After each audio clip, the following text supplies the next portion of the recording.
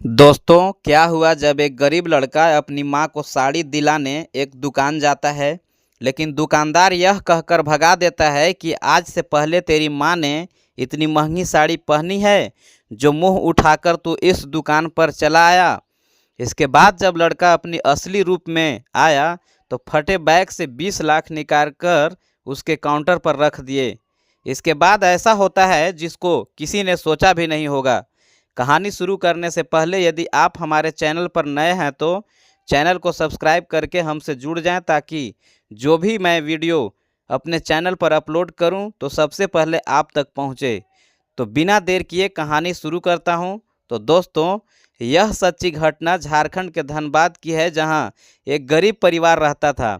माता पिता के साथ साथ राहुल नाम का एक लड़का भी था। वह अपने घर की गरीबी को और तंगी की हालात को मिटाने के लिए दिन रात मेहनत करता था, लेकिन घर वाले उसे बेकार समझते थे। राहुल की माँ हर सुबह तानों से दिन की शुरुआत करती थी। निकम्मा है तू, ना काम धंधा ना कोई कमाई, तू भी अपने बाप की तरह ही निकला, जैसे तेरे बाप ने पूरी जिंदगी निकम्मों की तरह निकाल दी। मुझे लगता है तू भी उसकी ही तरह निकलेगा। बाप पूरे दिन शराब पीकर पड़ा रहता और माँ दिन भर दूसरों के घरों में बर्तन मांजती। ऐसी माहौल में राहुल बड़ा हुआ था, मगर उसमें एक चीज़ थी जो बाकी सबसे अलग थी। राहुल की आंखों में जलती हुई गरीबी को वह अपनी माँ बाप की नज़रों में निकम्मा था, मगर अंदर से वह उनसे कहीं ज़्यादा मजबूत था। वह उनकी हर चीख हर ताना अपने सीने पर झेलता रहा, क्योंकि वह जानता था कि यह ताने दर्द से निकले हैं। गरीबी ने उन्हें कठोर बना दिया था। उनके पास प्यार बांटने का वक्त नहीं था, क्योंकि पेट की आग ने इंसानियत को निगल लिया था। लेकिन राहुल ने ठान लिया था कि अपने माँ बाप की तंगी और गरीबी दूर करने के लिए वह दिन रात मेहनत करेगा, खूब पसीना बहाएगा, क्योंकि वह जानता था कि जो अपनी माँ की आंखों में आंसू देख सकता है वह दुनिया की कोई भी ठोकर बर्दाश्त कर सकता है। कुछ ही दिनों में राहुल के चचेरे भाई की शादी होनी थी, लेकिन राहुल और उसकी माँ के पास पहनने के लिए कपड़े नहीं थे। क्योंकि समस्या वही थी, पैसे की। फिर भी राहुल अपनी माँ को एक साड़ी दिलाना चाहता था। वह उसने 6-7 दिन मजदूरी की और कुछ पैसे जोड़े। अगले दिन वह माँ को साड़ी दिलाने का सपना लेकर बाजार में गया। माँ की पुरानी साड़ी की जगह जगह से फटी हुई थी। राहुल ने सोचा, आज माँ के चेहरे पर मुस्कान लानी है।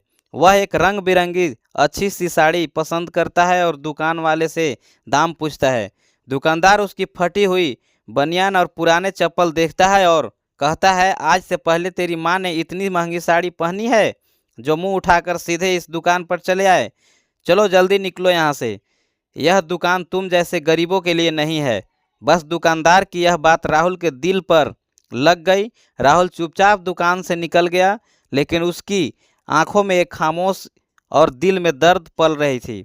उसने पहली बार जाना कि गरीबी सिर्फ भूख नहीं देती, बेइज्जती भी देती है। वह किसी तरह एक सस्ती सी साड़ी खरीदता है और माँ को देता है। माँ की आंखों में खुशी के आंसू छलकते हैं, लेकिन किस्मत को अब भी उसका इम्तिहान और लेना था। जब उसके चचेरे भाई की शादी का दिन आया, माँ ने वही साड़ी पहन ली। शादी में कुछ औरतों ने जब उस साड़ी को देखा तो खिलखिलाकर हंसने लगी। देखो, यह वही सस्ती साड़ी है ना जिसको हम तुम जैसे लोग फेंक देते हैं। अरे, यह तो उस राहुल की माँ है जो बेकारा और निठल्ला है। कोई बोला, क्या जमाना आ गया है, अब ऐसे रद्दी कपड़े भी शादी में पहने जाते हैं। क्या वो हंसी, वो रताना। राहुल की माँ कुछ नहीं बोली, बस चुपचाप वहां से लौट आई। राहुल को बहुत ही गहरा सदमा लगा। उसको ऐसा लगा जैसे किसी ने उसके दिल पर तीर चला दिया हो। राहुल अंदर से रो दिया, लेकिन आंख से आंसू नहीं निकले। राहुल माँ से इतना प्यार करता था कि अगर माँ झूठ में ही कह दे कि मुझे तेरी जान चाहिए, तो राहुल एक झटके में अपनी जान माँ की हथेली पर रख दे। अब उसके मन में इतनी आग लग रही थी कि कोई सोच भी नहीं सकता था। उसने माँ की तरफ देखा और बोला, माँ अब बस, अब इन लोगों की इतनी औकात नहीं कि कोई तेरी बेइज्जती करे। मैं अब इतना पैसा कमाऊंगा, इतना कमाऊंगा कि इन लोगों ने अपने सपने में भी इतना पैसा नहीं देखा होगा। राहुल के सर पर अब पैसा कमाने का भूत सवार हो गया। अगली सुबह वह गांव छोड़ने का फैसला करता है। माँ को झूठ बोलता है कि शहर में अच्छी नौकरी मिली है। असल में तो उसके पास कुछ नहीं था, ना नौकरी, ना ठिकाना, ना पहचान। बस एक सपना था पैसा कमाने का, जो नींद को हराम कर रहा था। उसने अपना एक छोटा सा बैग उठाया, उसमें 2 जोड़ी कपड़े और माँ की तस्वीर रखी और निकल पड़ा शहर की ओर। शहर की ओर भीड़, शोर, भागदौड़, सब कुछ नया था। शहर पहुंचने के बाद उसने बस एक काम की तलाश शुरू की। एक टैक्सी स्टैंड पर जाकर खड़ा हो गया। घंटों खड़ा रहा, किसी ने नहीं पूछा, मगर शाम को एक बूढ़े ड्राइवर ने उससे कहा, बेटा गाड़ी चलानी आती है? राहुल ने सिर झुकाकर कहा, नहीं आती, लेकिन मैं सीख लूँगा। उस बूढ़े ने उसे अपने साथ रख लिया। खाने को 2 रोटी, सोने का एक कोना और दिन भर टैक्सी धोने और साफ करने का काम राहुल ने वहां से अपनी मेहनत की कहानी शुरू की। टैक्सी धीरे धोने साफ करने का काम राहुल ने वहां से अपनी मेहनत की कहानी शुरू की। टैक्सी धोने से टैक्सी चलाने का तक का सफ़र उसने दिन रात एक करके तय किया।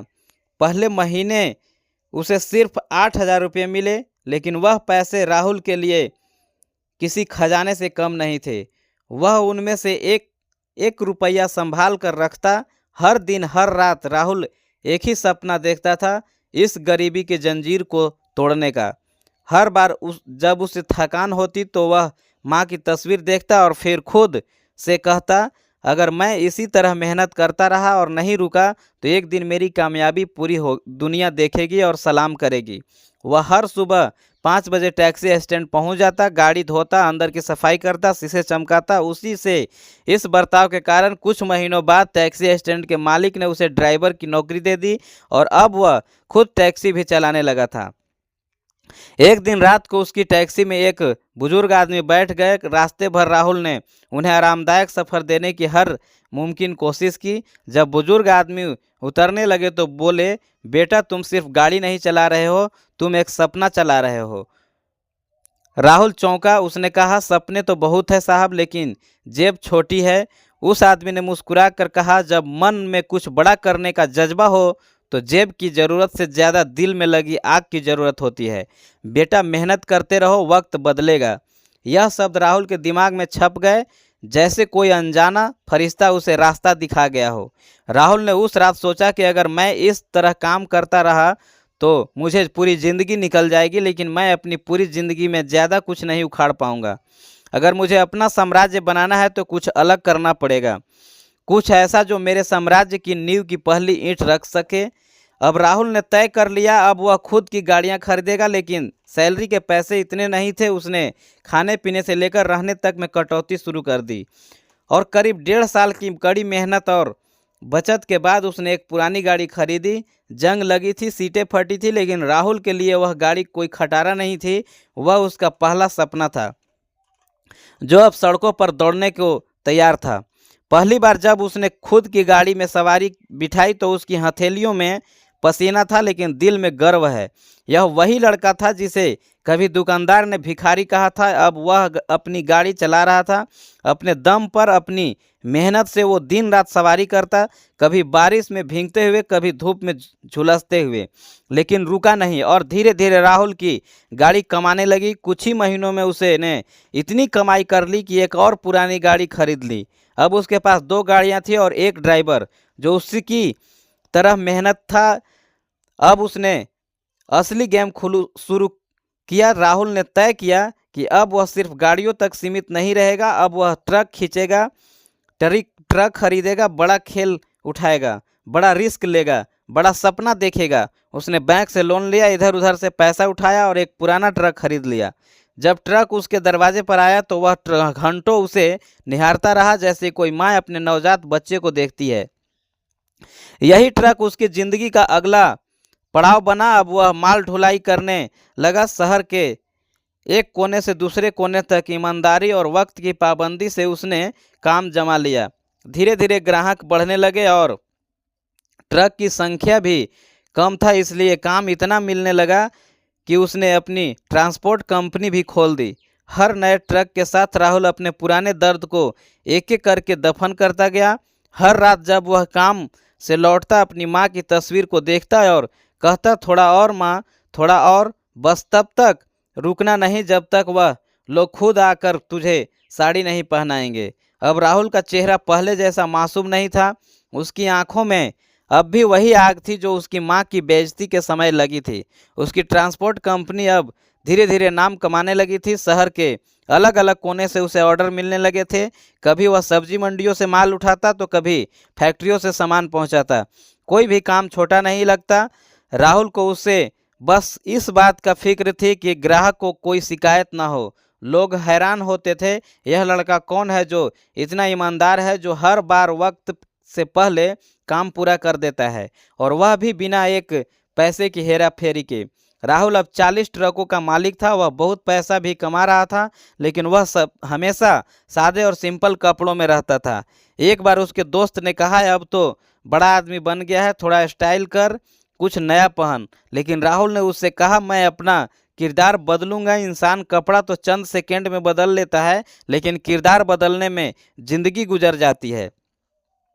एक शाम जब वह अपने ऑफिस में बैठा था, तभी उसके फ़ोन पर एक कॉल आया। एक बड़े व्यापारी ने उसे अपने गोदाम से माल लाने का ठेका दिया था। अब तक का सबसे बड़ा कॉन्ट्रैक्ट था। राहुल ने बिना वक्त गवाए हाँ कर दी। उसने अपने ड्राइवरों को बुलाया, खुद भी ट्रक लेकर निकल पड़ा। 3 दिन और 3 रात बिना नींद के उसने यह काम किया। जब काम पूरा हुआ तो व्यापारी ने उसका हाथ थाम कर कहा, तेरे जैसे लोग ही इस देश को आगे ले जाते हैं। आज से तू ही हमारा आधिकारिक सप्लायर है। वह एक छोटा सा वाक्य था, लेकिन राहुल के लिए जैसे किसी ने उसे के ख्वाबों पर मुहर लगा दी हो। अब कामयाबी राहुल के कदम चूमने लगी थी। अब पूरे शहर में उसका सिक्का चलने लगा। लेकिन अब भी वह अपने साम्राज्य को और बड़ा करना चाहता था, करोड़ों में खेलना चाहता था। ट्रांसपोर्ट के काम में अपर सफलता के बाद उसकी नज़र जमीन लेने और बेचने पर थी। राहुल के दिमाग तो खूब था, बस उसे अपना नया गेम शुरू करना था। राहुल शहर के कुछ ब्रोकर से बात करता है और एक प्लॉट खरीदता है जिसकी कीमत 80 लाख की थी। शुरुआत में उसे डर तो था कि कहीं उसको इस नए काम में नुकसान ना हो जाए, लेकिन हुआ उसका उल्टा। सिर्फ 6 महीने रुकने के बाद उस 80 लाख वाले प्लॉट की कीमत 1,40,40,00,000 हो गई। बस फिर क्या था, एक के बाद एक राहुल प्लॉट खरीदता गया, बेचता गया। जमीन के कारोबार में उसने जो पैसा कमाया वह ट्रांसपोर्ट से 1000 गुना ज़्यादा था। अब राहुल करोड़ों को खेलने लगा। उसकी कंपनी का नाम अब शहर के टॉप बिजनेस मैगजीन में आने लगा। लेकिन राहुल को अब भी चैन नहीं था। उसे लगता था कोई अधूरा काम बाकी है, कोई ऐसा जख्म है जो अब भी रिस रहा है। और एक दिन वह जख्म फिर से ताज़ा हो गया। राहुल अब गांव लौटने की सोच रहा था। 4 साल बीत चुके थे, माँ बूढ़ी हो चुकी थी। राहुल ने फ़ोन उठाया और माँ से कहा, माँ मैं आ रहा हूँ एक कहानी पूरी करने के लिए जो अब तक अधूरी है। माँ ने कुछ नहीं कहा, बस चुप हो गई। शायद किसी को जब अपना बच्चा ऊपर उड़ता दिखे तो सवाल पूछने की हिम्मत भी नहीं रहती। राहुल ने शहर से अपने कुछ आदमी बुलाए और कहा, चलो कपड़े की दुकान जहां माँ को नीचा दिखाया गया था वहां पर ट्रक लेकर चलो। किसी को नहीं समझ आया कि वह क्या करने वाला है, पर उसके चेहरे पर जो ठहराव था वह किसी तूफान से कम नहीं था। और फिर वह अपने गांव में दाखिल हुआ। सूट नहीं पहना था, कोई गहने नहीं, साधारण कुर्ता, माँ के लिए भी एक सिंपल साड़ी। वो चाहता था कि वही सीन दोहराया जाए, लेकिन इस बार कहानी अधूरी ना रहे। वो सीधे उस दुकान पर पहुंचा। वही दुकानदार, वही अंदाज और वही जहर भरे शब्द। दुकानदार ने जैसे ही वही घमंडी लहजे में कहा, अरे तो वो अब तू भी आ गई इस दुकान पर, लगता है अब हर कोई खुद को रानी समझने लगी है। तो राहुल का खून खौल गया। उसकी आंखें एक पल को लाल हो गई, लेकिन उसने खुद को संभाल लिया। माँ के कंधे पर हाथ रखा और धीमी आवाज में कहा, माँ एक बार फिर से वही कहानी जीते हैं, लेकिन इस बार आखिरी पन्ना मैं खुद लिखूंगा। दुकानदार माँ को घूरते हुए बोला, तुम जैसे लोग बाहर की दुकान में जाते तो बेहतर था। हमारे यहाँ की चीज़ें तुम्हारे जैसे लोगों के लिए नहीं होती। माँ चुप रही, मगर राहुल के दिल में बिजली दौड़ गई। दुकान के भीतर मौजूद कुछ ग्राहक मुड़कर देखने लगे। कुछ ने तो हंसना शुरू कर दिया, जैसे कोई तमाशा हो रहा हो। राहुल ने थोड़ा सोचा और फिर अपने पीठ पर लटक रहे बैग को उतारा।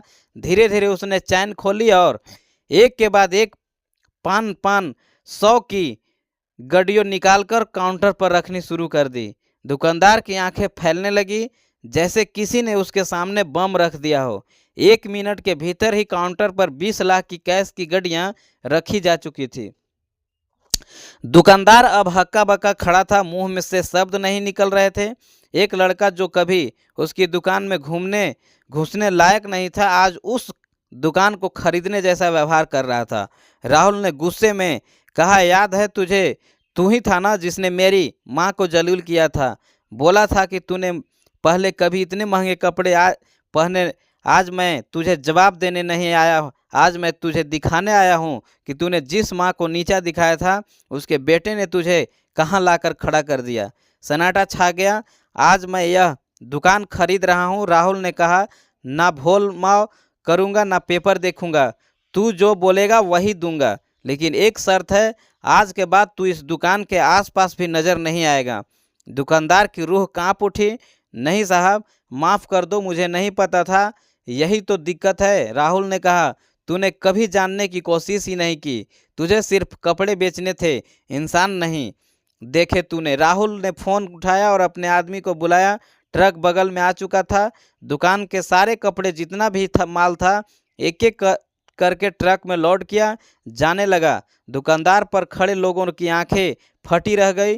किसी को समझ नहीं आ रहा था कि यह सब क्या हो रहा है। माँ अब भी चुप थी, उसकी आंखों से आंसू बह रहे थे, मगर इस बार वह आंसू बेबसी के नहीं, सामान के थे। राहुल ने माँ से कहा, चलो माँ, अब यह कपड़े उन औरतों को देंगे जिनके पास पहनने के लिए कुछ नहीं है, उनसे जो अपनी गरीबी की वजह से समाज के ताने सुनती है। अब उनके चेहरे पर मुस्कान लाएंगे। उस दिन राहुल ने गांव के गरीब मोहल्ले में ट्रक घुमाया। महिलाओं, बच्चियों, बूढ़ियों सबको नए कपड़े दिए। सबके चेहरे पर वह चमक थी जो किसी त्यौहार में भी नहीं देखी जाती। एक महिला ने कपड़े लेते वक्त कहा, बेटा आज तूने ईश्वर का काम किया है। एक बच्ची भाग कर आई और राहुल के गले लग गई। बोली, भैया आज पहली बार नया फ्रॉक पहना हूँ।